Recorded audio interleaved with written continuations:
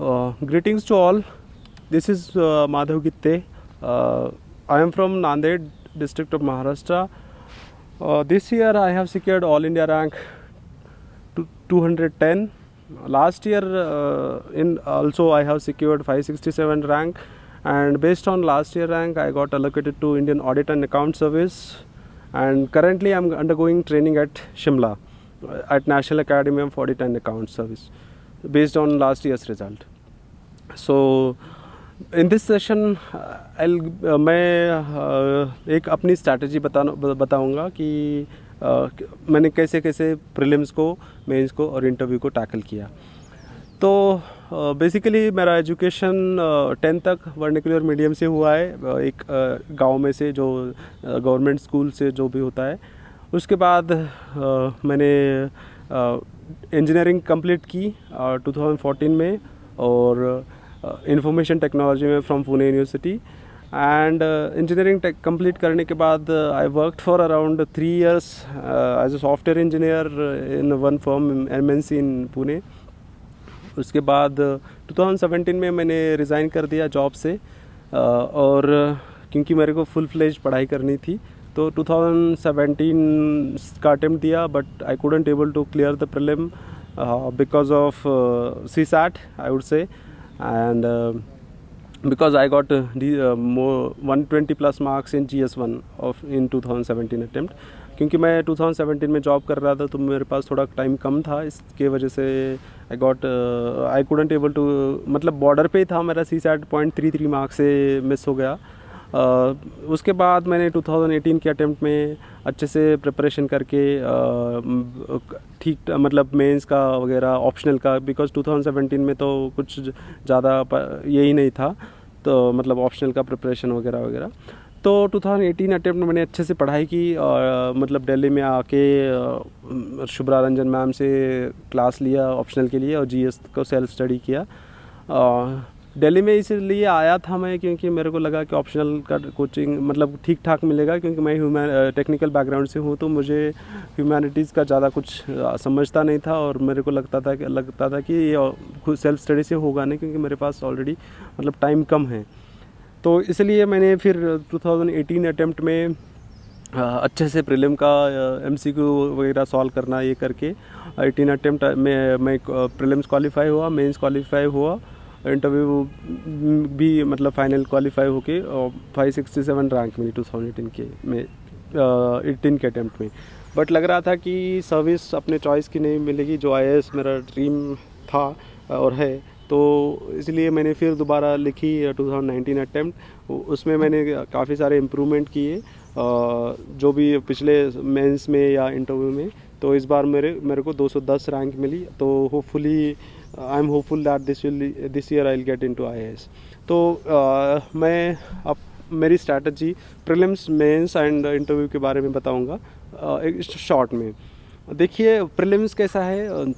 Prelims को आपको काफ़ी सारी चीज़ें, काफ़ी सारे टॉपर्स बोलते हैं, जैसे सारे लोग बोलते हैं कि प्रीलिम्स को ज़्यादा MCQ सॉल्व करना चाहिए, ज़्यादा पेपर सॉल्व करना चाहिए, ज़्यादा प्रैक्टिस करनी चाहिए.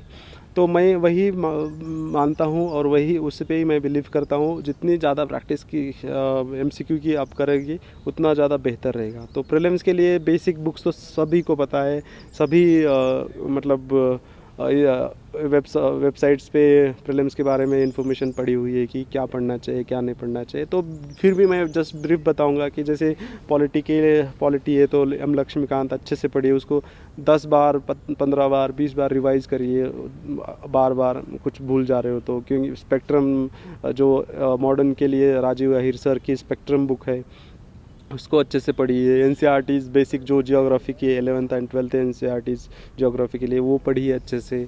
उसके बाद हिस्ट्री के लिए, एंशिएंट एंड मिडावल के लिए मैंने NCERTs पढ़ी थी, जो पुरानी NCERTs है. एंड तमिलनाडु हिस्ट्री बुक्स भी अच्छे हैं मिडावल एंड एंशिएंट के लिए.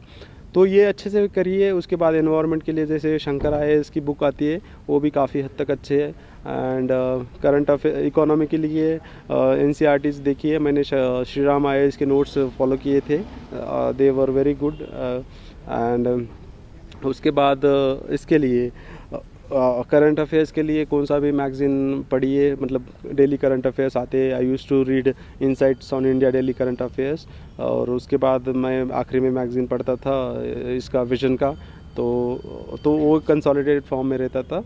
और एमसीक्यू का प्रैक्टिस डेली कीजिए। जो इनसाइट्स ऑन इंडिया में एमसीक्यूज आते थे, I use to solve that RTM revision through MCQ. Then daily current affairs quiz 5 marks का 5 क्वेश्चंस होते हैं। उसके बाद स्टैटिक क्विज होता है 5 क्वेश्चंस का, वो डेली कीजिएगा तो वो करंट अफेयर्स जो भी स्टैटिक पार्ट ये वो सारी चीज़ें कवर हो जाएगी और अच्छे से आप मतलब पेसअप कर पाओगे पढ़ाई में। उसके बाद जो वीकली टेस्ट सीरीज, मतलब टेस्ट सीरीज ज्वाइन कीजिए। कोई भी मतलब इंस्टीट्यूट की टेस्ट सीरीज़ भी ज्वाइन नहीं किया, कोई प्रॉब्लम नहीं, पैसे की प्रॉब्लम है तो आप मार्केट में फ्री में टेस्ट सीरीज़ मिलते हैं बहुत सारे वेब पोर्टल्स पे, वहाँ से भी डाउनलोड करके सॉल्व कर सकते हैं। या मार्केट में 20 रुपये को एक टेस्ट सीरीज़ कॉपी मिलती है विद सॉल्व, तो वो भी खरीद सकते हो, या जेरोक्स ले सकते हो फोटो कॉपी, तो वो कीजिए। और डेली मैं तो बोलता हूँ हर 8 दिन के बाद टेस्ट सीरीज सॉल्व कीजिए जी प्रीलिम्स के लिए, और प्रैक्टिस कीजिए। उसके बाद जब अब अराउंड 40 डेज़ भी नहीं है, 35 डेज़ समथिंग प्रीलिम्स है, तो मैं बोलूँगा ज़्यादा से ज़्यादा रिवीजन पे फोकस कीजिए, और रिवीजन पे फोकस करके और टेस्ट सीरीज़ भी, मतलब जो लास्ट ईयर के प्रीवियस ईयर्स के क्वेश्चन पेपर्स है यूपीएससी ने जो पूछे 7-8 साल से, तो वो सारे क्वेश्चंस की प्रैक्टिस कीजिए अच्छे से, और उसको मतलब दोबारा देखिए कि क्या क्वेश्चन ऐसे आ सकते हैं या ऐसे आ सकते हैं। तो करंट अफेयर्स पे भी काफ़ी फोकस कीजिए।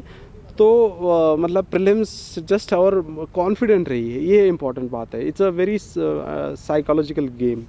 आई मीन अगर कैसे आप वो 2 घंटे में कितना कॉन्फिडेंट हो, और 2 घंटे के एग्ज़ाम में कितना आप कॉन्फिडेंटली कर पा रहे हो, मतलब क्वेश्चंस, तो उस पे इम्पॉर्टेंट है। क्योंकि पढ़ तो सारे लोग जाते हैं काफ़ी, मतलब अराउंड मैं तो बोलता हूँ एटलीस्ट 10% जितने लोग लिख रहे हैं उससे तो उतने तो लोग सीरियसली पढ़ाई करते सालों साल। तो यही बोलता हूँ मैं कि ज़्यादा मतलब कॉन्फिडेंस रखिए अपने में प्रीलिम्स के लिए, और अच्छे से आपने पढ़ाया है तो उस पर बिलीव रखिए, और वो प्रीलिम्स हो जाएगा। ज़्यादा कुछ टेंशन लेने की ज़रूरत नहीं है। और आपने इतना प्रैक्टिस किया, इतना पढ़ाई की है अच्छे से, तो हो जाएगा प्रीलिम्स। और एक बात बताऊंगा सीसैट के लिए, please don't ignore the CSAT. Because of CSAT I couldn't able to qualify 2017 prelim, तो और वो भी मेरा 0.33 मार्क्स से छूट गया और सीसैट। तो मेरे को काफ़ी हद तक बुरा लगा क्योंकि मैंने जॉब छोड़ी थी और मेरा प्रीलिम क्लियर नहीं हुआ, तो मैं that was a shocker for me. तो सीसैट के भी जो प्रीवियस यूपीएससी के पेपर्स आते हैं पास्ट ईयर्स के, तो वो 3-4-5 पेपर सॉल्व कीजिएगा। और जहाँ पे भी प्रॉब्लम्स है, जैसे कि नॉन टेक्निकल, मतलब जो नॉन मैथमेटिकल बैकग्राउंड के स्टूडेंट्स है, तो उनके लिए बताऊंगा कि आप प्रैक्टिस कीजिए। जो बेसिक सम्स की एक बुक आती है अरिहंत की, उस बुक को रेफ़र कीजिएगा। और you can practice some comprehension questions, some mathematical questions. Basic आते, इतना ज़्यादा भी टफ नहीं आता है, but still you can't ignore that. और ऐसे लाइटली मत लीजिए कि हो जाएगा ये तो आसान, क्योंकि अभी सीसैट का पेपर भी थोड़ा टफर लेवल पे आ रहा है 2-3 साल से, तो उसका प्रैक्टिस कीजिएगा तो वो हो जाएगा।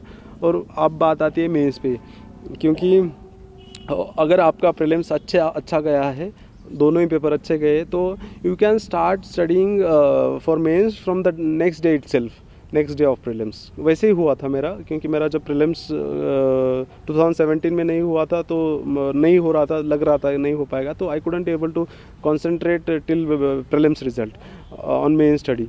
तो वैसे ही होता है, अगर आप प्रीलिम्स अच्छे से क्वालिफाई कर रहे हो, जब तो उस दिन ही पता चलता है कि आप कितना अच्छे से क्वालिफाई करेंगे या कितने कट ऑफ से करेंगे। वो प्रोबेबली मतलब बहुत सारी चीज़ भी गलत हो सकती है। सो फिर भी अगर आप अच्छे से क्वालिफाई कर रहे हो, तो आप you will be very confident about mains. So you will start preparing for the mains from the next day itself. तो मेंस के लिए मैं बोलूँगा कि मतलब प्रीलिम के बाद में ही पढ़ाई, तो प्रीलिम के बाद में तो आप रिवीजन करोगे मेंस का, बट मेंस का जो सिलेबस है that is very vast and comprehensive. So you have to study from मतलब स्टार्टिंग से 1 साल से पहले ही मेंस का सिलेबस कवर करना पड़ेगा। कि मतलब जैसे जीएस पेपर 1 है, पेपर 2 है, या पेपर 3 है, पेपर 4 है, पेपर एंड प्लस ऑप्शनल। तो ऑप्शनल में आपके जो भी आपका ऑप्शनल है उस ऑप्शनल को आप अच्छे से हैंडल कीजिए और अच्छे से पढ़ाई कीजिए। और मैं GS 1 1 2 3 4 पेपर के बारे में यहाँ पे बताना चाहूँगा। तो मैंने पढ़ाई ऐसे स्टार्ट की थी क्योंकि मैंने सेल्फ स्टडी की है GS के लिए। तो मेरे को ज़्यादा कुछ पता नहीं था, सोर्सेज तो पता थे बट नोट्स ये होते but still I followed the syllabus of UPSC। और हर सिलेबस के पॉइंट्स पे क्या क्या बुक्स है, स्टैंडर्ड बुक्स, और तो उस बुक्स मैंने वो बुक्स को रेफ़र किए। और for example I will go paper by paper. For paper 1 जैसे ये होता है, मैंने वर्ल्ड हिस्ट्री भी पढ़ी है नॉर्मल लॉ से। अब काफ़ी लोग वर्ल्ड हिस्ट्री नहीं पढ़ते, मैं नॉर्मल लॉ से भी पढ़ी है थोड़ा बहुत, और थोड़ा बहुत जो NCERT ओल्ड NCERT से वहाँ से भी पढ़ी है एज ए स्टोरी कि यहाँ क्या ऐसे ऐसे हुआ था वगैरह वगैरह। मृणाल सर के वीडियोस भी आते हैं वर्ल्ड हिस्ट्री पे, वो भी काफ़ी हद तक अच्छे हैं अगर पढ़ना है तो। Many people ignore world history. अब ठीक है, जिनके पास टाइम नहीं है तो वो तो छोड़ सकते हैं, बट जिनके पास टाइम है वो तो प्लीज़ मत छोड़िएगा, क्योंकि वर्ल्ड हिस्ट्री पे भी कभी कभी क्वेश्चंस आते हैं। तो मतलब you should not be living any part of syllabus. तो वर्ल्ड हिस्ट्री के लिए मैंने जैसे बोला NCERT, नॉर्मल लॉ और मृणाल सर के थोड़े बहुत वीडियो देख लिए। एंड फिर जो इसका है मॉडर्न हिस्ट्री, मतलब हिस्ट्री का पार्ट है, तो उसके लिए तो स्पेक्ट्रम तो ठीक है, बाकी फ्रीडम मूवमेंट वगैरह वगैरह आप जब पेपर प्रीलिम्स की पढ़ाई करते हो तो थोड़ा बहुत कवर हो जाता है, बट आंसर राइटिंग से मेंस के पर्सपेक्टिव से जब पढ़ोगे तब वो भी कवर हो जाएगा। तो उसके बाद आता है सोसाइटी का पार्ट। सोसाइटी में मैं तो बोलूँगा एक 11th या 12th की एक NCERT है, वो भी काफ़ी हद तक अच्छी है। और मैंने विजन का जो स्टडी मटेरियल है, मतलब वैल्यू एडेड मटेरियल, वो रेफ़र किया था सोसाइटी के लिए, वो भी काफ़ी अच्छा है, वो आप देख लीजिएगा। और करंट अफेयर्स में जो भी करंट अफेयर्स को एडअप कीजिए उस नोट्स में, और वो ये हो जाएगा। फिर बात आती है जियोग्राफी के लिए, मेंस के लिए जो प्रीलिम्स के NCERTs आपने रेफ़र किए वर्ल्ड इसके लिए NCERT 11th एंड 12th, वो उसके अलावा मैं सजेस्ट करूँगा GC लियोंग की एक बुक आती है, उसको रेफ़र कीजिए। और जो भी फिज़िकल ज्योग्राफी है, रिसोर्सेस है, ये पार्ट आप अच्छे से कर पाओगे पेपर 1 में। तो और पेपर 1 में और एक बात रहती है कल्चर के लिए नितिन सिंघानिया इज़ इनफ, मतलब सफिशेंट है। और NCERT की एक फ़ाइन आर्ट्स की बुक आती है NCERT की, तो वो भी रेफ़र कीजिएगा। तो ये पेपर 1 की बात हो गई। अब आते हैं पेपर 2 में। पेपर 2 के लिए मतलब आप लक्ष्मीकांत रीड करते हो, that is not enough, because syllabus उसका ये भी है, मतलब NGOs, voluntary organisations, then some constitutional things भी है, तो वो, और उसके बाद IR का भी पार्ट है। तो वो उतना मतलब पेपर लक्ष्मीकांत से नहीं हो पाएगा, तो आप पेपर 1 के लिए पेपर 2 का जो सिलेबस है उससे चाहिए। और सिलेबस में लक्ष्मीकांत, देन DD बसु थोड़ा रेफ़र कीजिए। उसके बाद सुप्रीम कोर्ट के जजमेंट्स, जैसे कि गवर्नर पे रघुकुल तिलक केस है, या सरकारी कमीशन के रिकमेंडेशंस है, देन NCRWC के रिकमेंडेशंस है, देन RTI का पार्ट है। RTI इसमें सिटीज़न चार्टर RTI इसमें है, कवर किया हुआ है अच्छे से। सेकेंड ERC में अगर टाइम हो तो सेकेंड ERC पढ़ लीजिएगा, मैंने पढ़ा था सेकेंड ERC अच्छे से, तो मेरे को उसका हेल्प हो गया। और IR के पार्ट में तो मेरा ऑप्शनल था पॉलिटिकल साइंस, तो मेरे को ज़्यादा कुछ मेहनत लेनी नहीं पड़ी, बट स्टिल IR के पार्ट के लिए आप मतलब कौन सा भी मतलब स्टैंडर्ड न्यूज़पेपर रीड कीजिए, एक्सप्रेस या हिंदू, तो वो IR के जो आर्टिकल्स आते हैं वो भी अपडेटेड हो जाओगे और उससे कवर हो जाएगा IR। एंड करंट अफेयर्स के लिए तो मैंने मेंस 365 एंड विजन का जैसे रेफ़र किया था, तो उसमें का सारा कॉम्प्रिहेंसिवली कवर कर देते करंट अफेयर्स, तो यू कैन रेफ़र दैट। उसके बाद बात आती है पेपर 3 की। पेपर 3 में जैसे इकोनॉमी का पार्ट है, तो दैट विल मतलब क्रॉपिंग पैटर्न्स, उसके बाद कुछ बाकी और भी चीज़ें हैं इकोनॉमी के रिलेटेड, एग्रीकल्चर से रिलेटेड। तो economic survey I would suggest strongly, that will help very because economic survey में जो डेटा होता है, जो फैक्ट्स होते हैं, जो फिगर्स होते हैं, will able to quote in your answers. और उसके बाद आपको उस आंसर लिखने में भी हेल्प काफ़ी हद तक हो जाएगी। देन बात आती है पेपर 3 में जो सिक्योरिटी का पार्ट जो है, सिक्योरिटी पार्ट में मैंने एक वाजीराम की नोट्स रेफ़र किए थे, उसमें काफ़ी हद तक कवर किया है। और सिक्योरिटी पे करंट अफेयर्स का पे भी काफ़ी हद तक सिक्योरिटी रिलेटेड क्वेश्चंस हो जाते हैं। मतलब इस बार पूछा था कि यूएपी एक्ट के अमेंडमेंट्स, एनएसए के अमेंडमेंट्स वगैरह, तो वो करंट अफेयर्स आप फॉलो करोगे तो अच्छे से हो जाएगा। उसके अलावा मैं बोलूँगा पेपर 3 में कुछ आपके पास जैसे डिज़ास्टर मैनेजमेंट टॉपिक है, उसके बाद साइंस एंड टेक के लिए है, वो करंट अफेयर से भी हो जाएगा। बट थोड़ा बहुत जो भी सिलेबस वाइज स्टैटिक पार्ट भी है, जैसे सेंदाई फ्रेमवर्क है डिज़ास्टर मैनेजमेंट के लिए, ह्योगो एक्शन फ्रेमवर्क है, वो भी थोड़ा देख लीजिएगा। उसके बाद लैंडस्लाइड, ये सारी चीज़ें अच्छे से कीजिएगा तो वो हो जाएगा। इसके अलावा मैंने पेपर 3 के लिए सेकेंड ERC पढ़ा था, तो सेकेंड ERC की I found that disaster management and security related like crisis management report was helpful, so I quoted that. और नीति आयोग का एक एक्शन एजेंडा आया था और एक डॉक्यूमेंट आया था स्ट्रैटेजी बोल के, मैंने दोनों ही रीड किए थे अच्छे से, तो वो दोनों में मेरे को हेल्प हो गया दोनों डॉक्यूमेंट से। तो I could able to quote the committee reports, documents of NITI, second ERC report, so that help मी।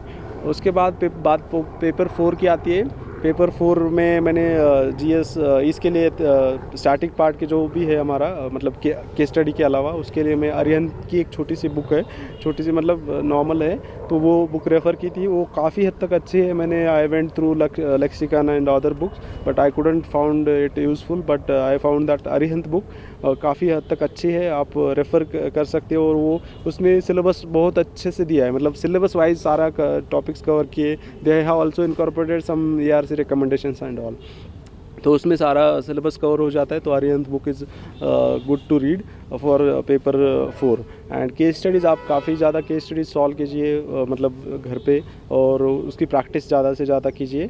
तो उसकी प्रैक्टिस करने के बाद आपको थोड़ा पता चल जाएगा। Then try to quote good examples, real life examples होते हैं आपके खुद के, तो उसके स्टडीज़ में या आंसर्स में। Plus try to use the thinkers like, और जो भी गांधी जी है, उसके बाद रॉल्स है। अगर आपको ज़्यादा मतलब डीप में जाना है तो रॉल्स है, उसके बाद इमैनुअल कांट है, डिग्निटी के बारे में बात करते हैं, और ऐसी सारी चीज़ें आप कोट करते जाएगा तो that will add enrich your answer and it will help you to fetch good marks in paper 4। तो मैंने फिर ऐसे के बाद पेपर 1 2 3 4 के लिए मैंने इस बार मतलब 2018 अटेम्प्ट से यहाँ पे इम्प्रूवमेंट कैसे किया 19 अटेम्प्ट में, कि ज़्यादा मैंने प्रेजेंटेशन पे फोकस किया सारे पेपर्स में।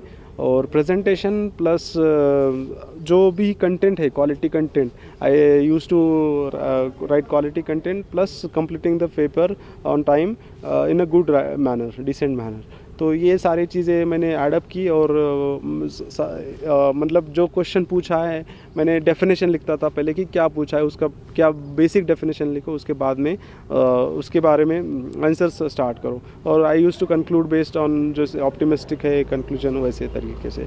तो वो शायद मुझे हेल्प हुआ होगा, क्योंकि अब तक मार्क्स ही रिवील नहीं हुए, तो मुझे ज़्यादा कुछ आइडिया नहीं कि कौन से पेपर में मुझे कितने मार्क्स मिले। उसके बाद ऐसे कि मैंने ऐसे की बात आती है, तो ऐसे कि मैंने प्रैक्टिस की थी, विजन में टेस्ट सीरीज़ लगवाया था ऐसे का, तो वहाँ पे प्रैक्टिस की थी। और घर पे भी मैंने 7-8 ऐसे लिखे थे और दोस्त को दिखाए थे, तो उससे भी मेरा ऐसे का प्रिपरेशन कवर हो गया। ऐसे में बस आप ये कीजिए, कोट्स एक नोटबुक पे लिखिए, और उसके बाद कुछ आइडियाज़ है, टॉपिक्स है, करंट अफेयर्स रिलेटेड डेटा वगैरह एक लिखिए छोटी डायरी पे, तो that will help you to quote in essay. And वो सब मतलब that will give the credibility to your essay. उसके बाद ऐसे मतलब आसान है, बस प्रैक्टिस कीजिए और थोड़ा सा सब्सटैंशिएट करने की कोशिश कीजिए डेटा से, फैक्ट से। एंड कुछ एग्जांपल्स होंगे ऐसे में तो भी कोट कीजिए, जैसे कि मतलब कुछ भी एग्जांपल हो, एक कुछ इंसिडेंट्स हो, एनेक्डोट हो, ऐसे वाले। तो उस तरीके से आपका ऐसे का प्रिपरेशन हो जाएगा। फाइनली बात आती है इंटरव्यू की प्रिपरेशन। आई वुड सजेस्ट कि जितना आप डैफ पे बेसिस है, डैफ पे पूरा गो थ्रू कीजिए। डैफ में जितने जितने क्वेश्चंस है, मतलब जितने जितने टॉपिक्स है उस पे क्या क्या क्वेश्चंस हो सकते हैं आपके हॉबी पे, ये वो अच्छे से गो थ्रू कीजिए। And try to formulate questions on your location, मतलब कहाँ से बिलोंग करते हो, आपका कॉलेज कहाँ पे, कहाँ से है, ये सब चीज़ें, आप कौन से बैकग्राउंड से बिलोंग करते हो। फॉर एग्जांपल मैं अब रूरल एरिया से आया हूँ, तो लास्ट ईयर 2018 अटेम्प्ट में one member asked me about where the national institute of rural development is located. तो ऐसे क्वेश्चन, मतलब आपके कंटेक्स्ट से रिलेटेड ही क्वेश्चंस पूछेंगे। उसके बाद तो वो इंस्टीट्यूट हैदराबाद में लोकेटेड है। उसके बाद आपके हॉबी पे क्वेश्चन पूछा गया मेरे को कि कुकिंग मेरी हॉबी है, तो आपको कुकिंग आती है तो क्या कुक कर पाओगे, ऐसे वैसे। तो डाफ बेस्ड क्वेश्चन ऑब्वियसली आएंगे। और इस बार भी मेरा इंटरव्यू ठीक गया था, तो इस बार भी जो एक्सपेक्टेड लाइन पे क्वेश्चंस पूछे थे। मतलब मेरे फार्मिंग बैकग्राउंड है, मतलब मेरे पिताजी फार्मर है, तो मेरे को फार्मिंग से क्वेश्चन पूछे, ड्रॉट क्यों हो रहा है, क्योंकि फार्मर सुसाइड क्यों हो रहे हैं, क्या सॉल्यूशन दे पाओगे आप, ऐसे। तो मैं बोलता हूँ इंटरव्यू में ये सारी चीज़ें आप रखिए याद में कि आपके डाफ बेस्ड क्वेश्चंस अच्छे से प्रिपेयर कीजिए। एंड मतलब इंटरव्यू में तो कुछ भी पूछ सकते हैं, but still you will have a lot of things at your hand कि हाँ ये प्रिपेयर कर सकता हूँ। तो वैसे तरीके से कीजिए। इस बार मेरे ट्रेनिंग का भी कुछ काफ़ी हद तक फ़ायदा हुआ, क्योंकि मैं ऑलरेडी सर्विस में था। तो मेरे दोस्त भी काफ़ी यहाँ पे, मतलब 9 people were there from my service, कि वो भी इंटरव्यू को प्रिपेयर कर रहे थे।